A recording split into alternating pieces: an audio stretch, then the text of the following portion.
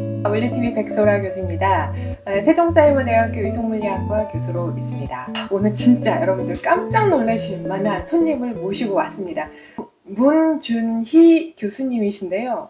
어떤 분이신지 직접 좀 소개 좀 부탁드릴게요. 세종사이버대학교에서 유튜브학과에서 강의 중이고요. 그리고 실제로 이제 유튜브에서는 저렴한 정영이라는 유튜브 채널을 운영 중입니다. 부업과 재테크에 소외된 분들을 위해서 어떻게 하면 되는지에 대해서 계속 탐구하고 연구하고 소개를 해주는 그런 채널입니다. 네네. 그 교수님 채널 들어가서 봤더니 이 채널을 구독하면 나도 안정적으로 돈을 벌 수 있을 것 같아. 막 그런 느낌이 들어요. 정말 깨알 정보를 주시더라고요. 교수님 구독자가 어마어마하시던데요? 타이밍적으로 감사하게도 우리나라 부업 인구가 한 50만 이상 되는 것 같은데 딱 그 인구만큼 구독이 되어 있는 것 같아요.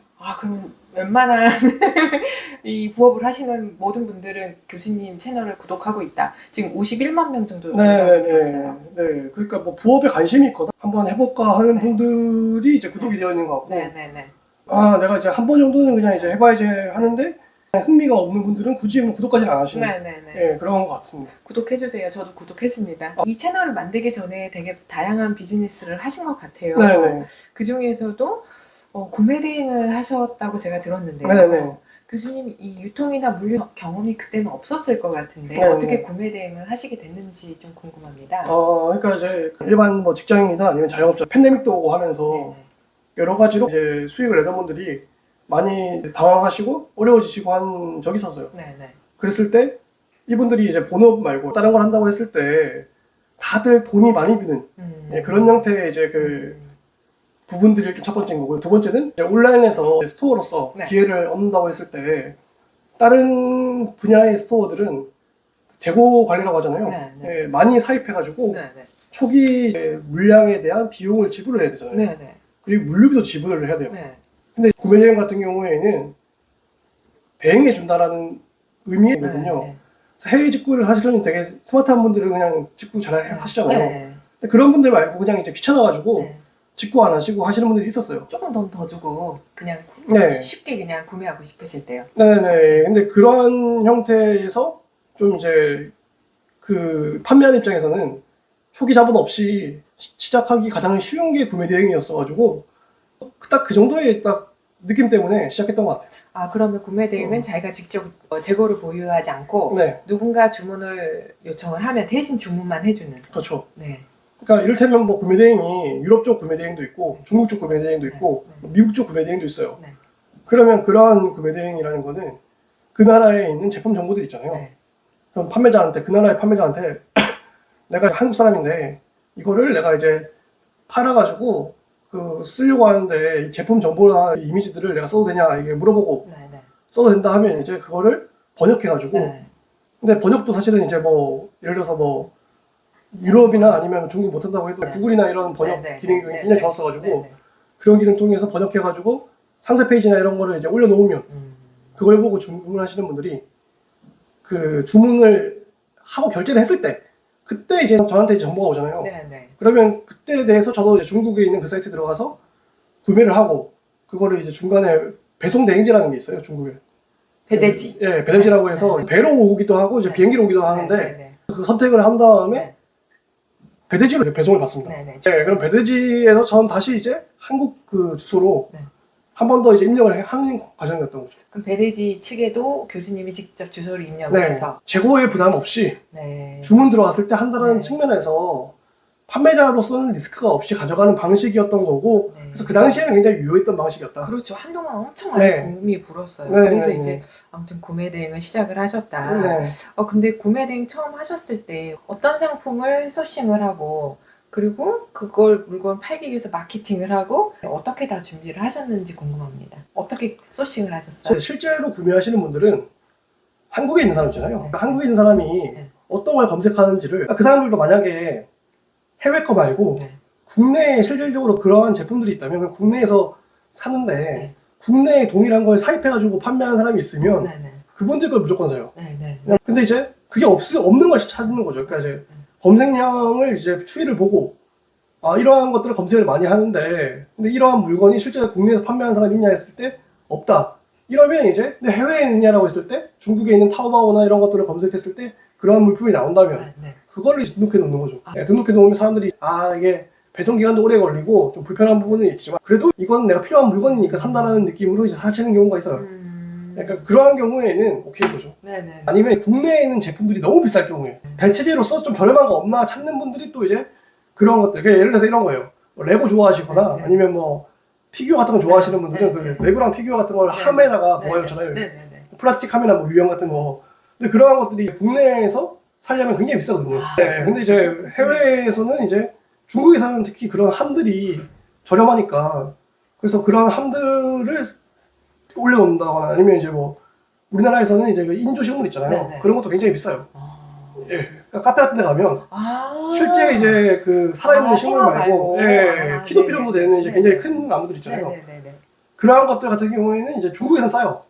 그래서 저는 이제 그냥 이제 니즈를 느끼고 한 거죠. 그러면 가격이 확실히 이제 이게 싸니까 배송 기간의 불편함을 감수하고 사람들이 주문하는 거죠. 그런 식으로 이제 소싱을 하셨다. 그럼 평소에 물건 볼 수 있는 능력이 좀 있으셔야 되겠어요. 트렌드도 좀 알고 있어야 되고. 저는 이제 뭐 물건 보는 능력이라고 단순하게 접근했어요. 그 검색하는 거에 대한 국내 판매 가격. 근데 그걸 대체할 수 있는 게 중국에 있냐. 그다음 중국에서 훨씬 싼 게 있다. 그 대체할 수 있는 게. 그러면 그거를 그냥 이제 소싱 하나씩 했던 거죠. 마케팅 능력이 좀 되어야 판매가 가능할 텐데 마케팅은 어떻게 하셨어요? 저는 실질적으로 그때 그 월 매출이 3천에 순 수익이 한 200 정도였어요. 마진율이 엄청 뛰어난 건 아닌데 그래도 저는 그 검색 광고라고 하잖아요. 그러한 것들을 한 번도 이용 안 했어요. 실질적으로 이 사람들이 니즈가 있는 걸 하자라는 느낌이어가지고 광고나 마케팅을 올리기보다는 애초에 그냥 그들의 니즈, 그러니까 검색량이 압도적인데 실질적으로 판매자는 적은 거. 근데 그러한 법칙도 지금은 너무나 이제 보편화되어서 특별한 게 아니었는데 그 당시에는 그마저 하는 사람이 많지는 않았어요. 검색량은 엄청 많다는 거는 사람들의 수요는 있다는 거잖아요. 근데 그거를 이제 국내에서 가격이 너무 비싸가지고 좀 이제 그 선뜻 구매하지 않는 거를 중국에서 조금 더 저렴한 가격에 대체제가 있다면 그러한 것들을 딱 서칭해서 올렸을 때 사람들이 이제 그것까지는 구매해 주더라고요. 자기가 필요하니까 어떻게 해서든 광고 없이도 왜냐면 찾으니까. 사람들의 패턴이 맞아요. 검색한 다음에 최저가 누른 다음에 제일 싼 거 없나 보고 넘어가잖아요. 그냥 그걸로 했던 거죠. 그래서 광고를 하기보다는 그 상단에 가는 게 중요한 게 아니라 사람들이 그냥 검색했는데 최저가 눌러서 할 때 그 최저가에는 제가 있게끔 그런 식으로 하게 되는 거예요. 그래서 그거 유기는 언제까지냐면 제가 최저가에 올라갔잖아요. 그러면 그러한 것들을 누가 발견 안 했을 때까지가 제 상품의 기간이었던 거고 어떤 분들 중에서 얌체 같은 분들이 있어요. 그러니까 자기가 솔직하지 않고 남의 거 그냥 다 보고 조금 더 싸게 해가지고 그런 분들이 만약에 등장해가지고 가게 되면 치킨 게임이 되는 거잖아요. 서로 이제 제살 깎아먹기처럼 그런 식으로 발견되어가지고 이제 어느 정도 마진 나올 때까지는 저렴하게 가다가 이거 이상 더 깎아버리면 의미가 없다. 그러니까 이제 하나 팔 때마다 마진이 뭐 그러면 크게 의미 없으니까 그냥 그런 거는 그냥 당신이 이 정도 가격으로 그냥 하시오 하면서 저는 이제 더 이상 가격 안 깎았거든요. 또 다른 거 다른 거 해서 이제 조금 그래도 한 개 팔 때마다 그래도 적어도 몇천 원은 이제 남는 거를 한 거죠. 그럼 이제 마케팅이 되어가지고 실제 주문이 들어왔어요. 그럼 실제 이제 물건을 이제 갖다 주는 그런 물류 관리가 필요할 텐데 그런 것들은 어떻게 하셨어요? 그러면 중국에 있는 타오바오에서 주문해요. 그러면 배대지로 가잖아요. 그럼 배대지에서 이제 그 고객분의 통관번호와 한근 주소를 적으면 자동으로 그냥 가는 시스템이거든요. 그럼 배대지는 어떻게 결정을 하셨어요? 중간에 배송 그 실수만 안 나고 배송 사고만 안 나고 하면 결국에는 수수료 싸움이기 때문에 그 수수료를 다 비교해 본다면 제일 저렴한 수수료를 제공해 주는 곳에 일일이 다 들어가서 수수료가 얼마인지를 물어보고 혹시 수수료가 더 깎아줄 수 있냐 딜을 해가지고 수수료 깎아주는 데가 있으면 거기랑 한 거죠. 그럼 그런 배대지는 한국 회사예요? 한국 회사가 아닌 것 같았어요. 이제 한국 사람이기보다는 약간 좀 조선족 느낌이 좀 강하지 않았나. 그러니까 한국말을 못하지는 않는데 뭔가 이제 그게 정확하게 한국인이 운영한다는 느낌보다는 그냥 중국 국적의 분인데 한국말을 할 줄 아는 분이 운영한다라는 느낌을 받았어요. 그렇구나. 그 요율을 결정하고 이런 것도 되게 많은 노력이 필요했었을 것 같아요. 요즘에는 그 인터넷이 워낙 잘 돼 있어가지고 구글 검색으로 하면 다 그냥 하루 날 잡고 하면 사실은 이제 좀 결정하기에는 사실 어려움은 없는 것 같아요. 그렇구나.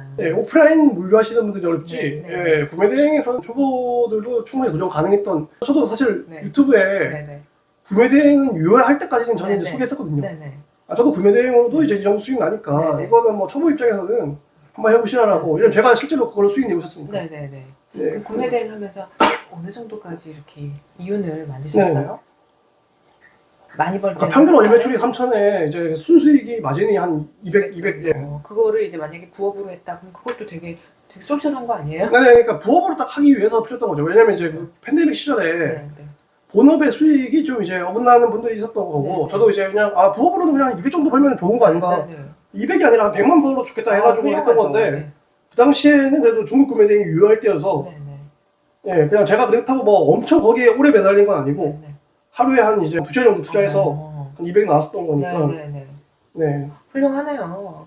근데 지금 교수님께서 네. 그 당시는 그랬다 이렇게 어. 말씀하시는 이유는 그때는 한참 이렇게 물이 좋을 때는 하셨고 지금은 이제 구매 대행은 하지 않는 상황이라서 맞아요. 그렇습니다. 맞아요. 그 구매 대행 하시면서 어려운 점도 되게 많으셨을 것 같은데 네. 생각나는 것들이 뭐가 있을까요? 그러니까 구매 대행은 말 그대로 노가다예요.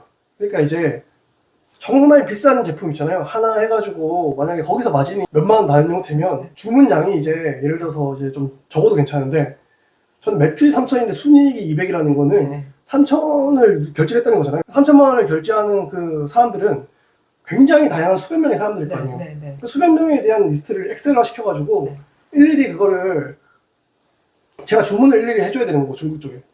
지금은 어떻게 보면 이제 많이 발전해가지고 자동화 프로그램도 나오고 뭐 여러 가지 뭐 관리하는 게 편해졌다고 하는데 그 당시엔 노가다로 일일이 이제 주문 들어오면 그 네이버 스마트폰으로 주문 들어오면 중국에 구매해서 그거를 일일이 한 달마다 맞춰줘야 되고 또 그거를 이제 세금을 내야 되니까 제대로 세금을 내기 위한 정리도 해야 되고 상당히 피곤했던 과정에서 번거로운 일이 많구나. 네네. 근데 그때는 이제 정보를 직접 기입을 했지만 지금 이제 자동화를 통해서 자동적으로 그 고객의 정보가 해외 그 사이트에 자동으로 입력이 된다는 얘기 맞나요? 네, 그런 프로그램들이 있는 걸로 알고 있어요. 그런 프로그램들 회사들도 한참 구매 대행이 이제 괜찮았을 때. 근데 이제 그 되게 이제 그런 회사들도 상당히 프로그램 잘 만들어가지고 이렇게 했던 시절이 있었던 걸로 알고 있습니다. 저희는 아무래도 물류 팁이고 그리고 유통물리학과이기 때문에 물류 쪽에 좀 관심들이 있어요. 지금까지 말씀하신 내용 중에서 좀 더 보완해야 되는 그런 물류 프로세스 이런 것들이 있을까요? 물류라는 게 중간에 배대지를 안 거치는 게 제일 좋거든요. 그러니까 뭐 하나 거치고 그게 다 예, 맞아요. 중국에서 그냥 바로 만약에 한국으로 배송할 수 있으면 구매 대행이라는 업도 없을 거고 그냥 한 방에 그냥 이제 누구나 그냥 그 사이트에서 바로 구매해서 한국 주소로 날라오는 게 가장 좋은 건데 그 당시에는 그러한 서비스가 없었고 지금 물처리가 너무 좋습니다. 왜냐면 테무나 알리 이런 거 써보신 분들은 알겠지만 테무에서 그냥 한국 주소를 주문하면 심지어 뭐 네이버페이, 카카오페이 결제됩니다. 맞아요. 그리고 이제 예전에 이제 그 구매 대행에서 또 이제 그 나쁘지 않았던 게 중국 사이트에서 만약에 직구할 수 있는 분들도 중국 사이트에서 결제해버리면 혁명 수준 처리가 불편했어요. 왜냐하면 해외 사이트에 결제하는 거니까 나라 입장에서는 이제 이 사람이 국내에 소비 안 했으니까 그냥 그게 비용 처리가 안 되니까 그냥 나가는 돈이잖아요. 그러니까 나중에 세금적으로 좀 애매했는데 그래서 이제 구매 대행을 구매하시는 분들이 스마트 스토어에서 내가 구매해버리면 세금 처리가 되니까 하는 것도 있었어요. 지금은 테무에서 구매를 해도 네이버페이, 카카오페이 다 되는 거고 세금 처리 되니까 한국 주소 입력해버리면 바로 날라오잖아요. 굳이 구매 대행을 통한 상품 구매를 할 이유가 있나? 그러니까 이 알리, 테무 이런 것 때문에 구매 대행 시장이 약간 위축된 것 같아요. 그러니까 판매자 시장은 위축되고 소비자 입장에서는 너무 땡큰 거죠. 네, 맞아요. 소비자 입장에서 보면 너무 편하다 이렇게 생각을 합니다. 그 구매 대행 시장에서 그때 운영을 했을 때 계속 경쟁력을 갖기 위해서 되게 많은 노력을 또 하셨을 것 같은데 그 당시에 차별화 포인트가 이거다라고 한다면 뭐가 있을까요? 그러니까 저는 개인적으로는 구매 대행은 정보 비대칭이 있을 때 일시적으로 기회를 좀 줬던 이제 시장이라고 생각을 하고요. 그래서 상품이 있을 때 그 상품마다 생명력이 있어요. 경쟁자가 등장하기 전까지 두 단계가 있는데 첫 번째는 이제 경쟁자가 아까처럼 얌체 같은 남이 이제 소칭했던 걸 찾아가지고 가격 경쟁을 해가지고 계속 이제 하가는 유형이 있고 두 번째 유형은 저거는 정말 수요가 많구나 싶어서 대량으로 사입한 다음에 국내에서 그냥 배송해주는 유형이 있어요. 그래서 그러한 분들이 등장하기 전까지만 그 상품은 생명력이 있었던 거거든요. 물론 지금은 이제 테마 알리를 통해서 그냥 바로 직구해버리니까 그분들이 그 상품마다 생명력이 있었기 때문에 저는 개인적으로는 이제 생명력이 닿기까지만 이제 하는 거고 또 새로운 상품을 검색량 대비 실질적으로 소싱을 안 하는 거를 찾아가지고 계속 매일매일 그냥 이제 하루에 하나씩 그냥 소식 루틴을 그렇게 소식하는 걸 만들어 버린 거. 되게 다양한 상품을 보유를 하셨겠어요? 네네. 근데 다양한 상품이 있는데 팔리는 것만 팔리다 보니까 이제 아까 말씀드린 대로 보관함이나 이런 것들은 국내에서는 비싼데, 그러니까 아크릴로 된 이제 함들이 있어요. 피규어 좋아하시거나 이런 분들이 함을 이렇게 해야 되는데 피규어 자체를 이제 소식해버리면 그거는 저작권법에 위반되니까 상표권에 위반되다 보니까 그렇게 하면 안 되고 보관하는 함 같은 것까지 점검을 하려면 그게 몇십만 원 하거든요. 아, 그렇죠. 이제 중국에서는 그게 몇만 원 수준이란 말이에요. 그러니까 그러한 것들은 가격 경쟁력이 있다 보니까 그러한 것들 위주로 했던 것 같아요. 아, 그렇구나. 네. 가격이 구매 대행이 그렇게 이윤이 높지 않았다 이렇게 말씀을 하셨는데, 그럼 아무래도 사람 인력을 줄이기 위해서는 자동화 프로그램도 되게 많이 사용을 할 수밖에 없는 상황이었을 것 같아요. 그때 당시에 사용하셨던 자동화 프로그램 뭐가 있고 또 어떤 기능을 제공했는지 그런 것들이 궁금한데요. 저는 개인적으로는 자동화 프로그램 안 썼어요. 안 썼는 이유가 그냥 이제 그 당시에는 많이 발달하기 전이었고요. 두 번째는 이제 일단은 그 검색량 대비 어떠한 상품이 경쟁 강도가 낮은지 그것만 알면 됐기 때문에 블랙키라고 해가지고 검색량 대비 경쟁량 강도가 낮은 걸 찾기 위한 프로그램이 있었어요. 나머지는 그냥 노가다로 했기 때문에 팔릴 만한 것만 등록한 그러니까 그러한 형태였던 거니까 원래 자크 프로그램들은 수천 개를 일단 해놓고 어떤 게 걸릴지 모르겠으니 많이 등록해놓고 상품 페이지 하나하나를 경쟁력 있게 구성하지 않았거든요. 근데 저는 하루에 하나씩만 하자 해가지고 상품 페이지 다 번역해가지고 실질적으로 그렇게 해놓고 그 다음에 한 개를 저는 미리 주문했어요. 그거를. 그래서 그거를 다 찍어가지고 올리고 정성을 많이 들이셨네요. 그런 식으로 했던 거죠. 그래서 아무래도 이제 그냥 한국보다 좀 더 유리한 부분, 중국의 판매자한테 너가 그거를 올려놓은 거 말고 실질적으로 이제 찍은 사진들이 있냐 해가지고 받아가지고 좀 올리고 이런 식이었거든요. 그럼 그것도 차별화가 됐겠어요. 아무래도 그냥 상세 페이지에 내가 봤을 때 실물이 과연 어떤 건지, 그러니까 우리가 무슨 마케팅 페이지처럼 너무 꾸며진 광고성 페이지보다는 실물이 어떤 건지를 보여주는 영상이나 사진이 있으면 좋잖아요. 그런 거 있으면 달라고 해가지고 그런 영상이나 사진도 같이 올렸죠. 잘하셨네요. 그렇게 정성을 많이 들이셨는데 지금은 구매 대행을 하지 않으시잖아요. 그 이유가 뭐예요? 두 가지가 있는데요. 첫 번째는 중국 같은 경우에는 관군절이라고 해가지고 명절 같은 걸 맞이해버리면 이유 불문하고 열흘 동안 소통이 안 돼요. 중국 자체에 너무 주문이 많아서 소화를 못할 것 같아요. 그러니까 국내에서 소비자는 언제 오냐 대체 계속 문의 오는데 중국에서는 명절 한번 맞이해버리면 물론 그날 운영하시는 분도 있는데 대부분은 한 열흘간 쉬어버려요. 그렇죠. 잠수 타버려요. 소통이 안 돼요.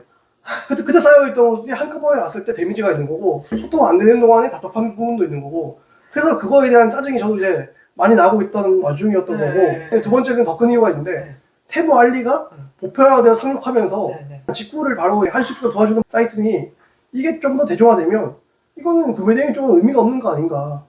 그냥 직구해버리는 게 가장 깔끔하고 편하지 구매 대행 굳이 할 이유가 있나 해서 딱 느끼고 수익은 나지만 저는 이건 접어야겠다 해서 그 파이프라인은 적게 된 거죠. 잘하셨네요.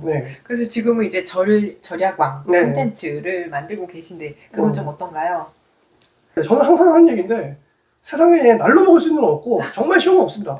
날로 먹는다는 거는 그 어떤 시기에 어떤 시점에 일시적으로 그럴 수도 있는데 그게 이제 뭔가 시장이라는 게 항상 생물처럼 변하기 때문에 시장 상황이 이제 바뀌어서 그러니까 이제 운전하더라도 내가 운전을 열심히 하고 있는데 저쪽에서 와서 박을 수도 있잖아요. 전혀 예상 못하는 갑자기 변수가 막 생겨버리는 그런 게 있을 수 있는 거예요. 그 사업적인 환경도 남의 나라들이 전쟁하는 것까지도 우리나라가 영향을 받잖아요. 근데 그런 것들은 우리가 컨트롤할 수 있는 게 아니잖아요.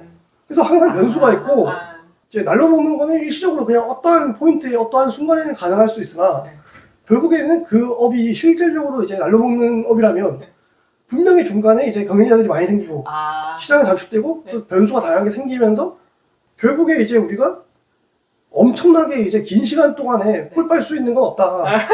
그러니까 고생을 아예 안 하려는 분들이 있거든요. 역시 유튜버 멋있으세요. 아예 안 하려는 분들이 있는데 저는 오히려 그러니까 약간 좀 이제 속된 말로 조금 교양이 있는 채널에서 얘기는 좀 애매하긴 하지만 좀 똥꼬에 피가 날 정도로 저는 실질적으로 좀 고통스럽지만 그래도 이제 가야 할 길을 하면 노력해서 그냥 가라. 노력해서 수익 낼 수 있는 길이 있다면 노력해서 수익 낼 수 있는 길을 가야지 날로 먹을 길을 찾고 이러는 분들이 거의 90%이기 때문에 그러지 마라. 완전 팩폭을 해주셨어요. 저는 그렇게 항상 이제 조언을 하고 저도 그렇게 살려고 노력 중입니다. 절약왕에서는 어떤 콘텐츠를 주로 다루시는지 깨알 홍보 좀 해주세요. 재택부업에 대한 것도 있고요. 컴퓨터나 이제 온라인 모바일로 할 수 있는 이제 그런 간단한 부업들 다루는 경우도 있고, 오프라인에서 할 수 있는 부업들 다루는 경우도 있고, 예, 그리고 이제 그냥 바깥에서 몸빵용이라고 해가지고 실질적으로 내가 이제 시간 대비 그냥 시급을 조금 더 이제 유리하게 좀 받는 새로 나오는 부업이 있나 해서 그러한 것도 참고하는 경우도 있고, 그렇게 부업 쪽 콘텐츠들이 있는 거고요. 두 번째는 그렇게 해서 얻은 월급이랑 부수익 가지고 어떻게 내가 불릴 것인가에 대한 것들을 다루는 콘텐츠도 있는 거죠. 그럼 우리 구독자분들께서도 이제 부업을 어떻게 고르는지를 배울 수 있고, 부업을 통해서 돈을 벌었는데 이거를 또 어떻게 재테크를 할 수 있는지 그런 노하우를 알려주신다는 얘기죠? 그렇죠. 예. 되게 재밌는 컨텐츠 중에 또 이제 검증한 컨텐츠도 있어요, 교수님. 그것도 잠깐 말씀해 주세요. 그렇죠. 뭐 검증왕이라고 해서 예능 형태로 좀 풀어본 게 있는데, 세상에 주장하는 사람들이 많은데 그 주장이 실제 이제 현실 세계에 적용되는지를 한번 이제 찾아가가지고 검증해보고 그러한 것들이 실제 안 된다 이거는. 돈 안 되는데 홍보가 그렇게 한다. 그래서 검증을 직접 하시는 거잖아요. 이건 된다 하는 경우도 있고, 그렇게 하는데 그때는 이제 스케일이 좀 작았는데 25년을 맞아가지고 조금 더 스케일 크게 이게 그 퇴직금 가지고 장난치시는 분들이 많다 보니까 퇴직금을 어떤 걸 했을 때 가장 이제 유리한 건가를 제가 몇 천만 원을 들여가지고 테스트해보고 망하면 내가 그냥 날리는 거고 안 망하면 그걸로 수익 나겠죠. 그랬을 때 이건 된다, 되는 분야다 해서 하는 것도 지금 어떻게 보면 미친 건데 미친 짓을 이제 하고 있습니다. 교수님 너무 기대되는데 제가 그 영상 꼭 볼게요. 시간이 너무 빨리 갔어요. 그리고 교수님 워낙에 말씀도 재밌게 잘 해주시고 경험을 막 쏟아주셔가지고 시간이 이렇게 간지 몰랐는데 이제 마무리를 해야 될 것 같아요. 그래서 이 시청자들한테 마지막으로 해주실 말씀 있으시면 멋있게 한번 또 해주세요. 저는 이제 물류에 대한 전문가는 아니지만 어쨌든 인생의 어떠한 시기에 구매 대행이랑 통해서 어떠한 생산자가 만든 제품이 소비자한테 가기까지의 과정이 쉽지 않다. 너무나 이게 많은 분들이 고생하시고 수고로움을 통해서 물류하시는 분들이 굉장히 리스펙하게 되는, 결국에는 시장 상황의 변화에 따라서 계속 바뀔 거예요. 예전에는 뭐 드론으로 배송하고 이런 건 꿈에도 못 꿨고 로봇을 통한 이제 뭔가 이제 그러한 부분들은 상상도 못했을 텐데 그러한 부분들에서 저는 이제 변화에서 결국에는 이제 기회가 생기는 게 아닌가. 맞아요. 그래서 그러한 변화들 속에서 분명히 기회가 생기잖아요. 그래서 변화하는 분야에서 기회가 생기는 거지. 정말 고전적인 분야에서는 사실은 그 젊은 세대가 기회를 얻기는 쉽지 않잖아요. 그래서 항상 이제 물류 쪽의 변화를 감지하고 그 변화 속에서 뭔가 기회를 창출해내는 그러한 이제 구독자분들이 되시면 너무 좋지 않을까. 물류하시는 분들한테 진짜 대단한 영감을 주신 것 같아요. 이 업자들은 이렇게 생각을 하십니다. 우리 물류하는 사람 꼭 이 니즈를 파악을 해서 이 물류를 발전하는 데 큰 기여를 합시다. 이렇게 소중한 시간 내주셔서 감사해요. 저도 이제 초대해 주셔서 너무나 감사합니다. 오늘 너무 즐거웠습니다. 절야광 정약의용의 유튜버 문준희 교수님 오늘 인터뷰했습니다. 시청해 주셔서 감사합니다. 교수님 짱이야. 그 중에서도 구매 대행을 하셨다고 제가 들었는데요. 어떻게 구매 대행을 하시게 됐는지 좀 궁금합니다. 그러니까 이제 당황하시고 어려워지시고 한 적이 있었어요. 그런 형태의 이제 그 부분들이 이렇게 첫 번째인 거고. 근데 구매 대행 같은 경우에는 딱 그 정도의 딱 느낌 때문에 시작했던 것 같아요. 근데 구매 대행 처음 하셨을 때 근데 이러한 물건이 실제 중국에서 조금 더 저렴한 가격에 대체재가 있다면 사람들이 이제 그것까지는 구매해 주더라고요. 사람들이 그냥 검색했는데 그런 식으로 하게 되는 거예요. 왜냐면 제가 실제로 그걸로 수익 내고 있었으니까. 구매 대행 하면서 어느 정도까지 이렇게 이윤을 만드셨어요? 많이 벌 때. 평균 월 매출이 3천에 이제 순수익이 마진이 한 200. 그것도 되게 쏠쏠한 거 아니에요? 그러니까 부업으로 딱 하기 위해서 필요했던 거죠. 네이버 스마트폰 주문 들어오면 지금 이제 자동화를 통해서 자동적으로 지금 물체가 너무 좋습니다. 생산이 되니까 굳이 구매 대행을 통한 상품 구매를 할 이유가 있나? 두 번째는 더 큰 이유가 있는데 태보 알리가 보편화되어 상륙하면서 직구를 바로 할 수 있도록 도와주는 사이트니 이게 좀 더 대중화되면 이거는 구매 대행이 좀 의미가 없는 거 아닌가. 그냥 직구해버리는 게 가장 깔끔하고 편하지. 뭐 구매 대행 굳이 할 이유가 있나 해서 딱 느끼고 수익은 나지만 저는 이건 접어야겠다 해서 그 파이프라인은 적게 된 거죠. 그 사업적인 활용도 남의 나라들이 전쟁하는 것까지도 그런 것들은 이제 긴 시간 동안에 꿀빨 수 있는 건 없다. 노력해서 수익 낼 수 있는 게 있다면 것들을 다루는 컨텐츠도 있는 거죠. 어쨌든 인생의 어떠한 시기에 결국에는 이제 기회가 생기는 게 아닌가. 맞아요. 그래서 그러한 변화들 속에서 분명히 기회가 생기잖아요. 정말 고전적인 분야에서는 그 변화 속에서 뭔가 기회를 창출해내는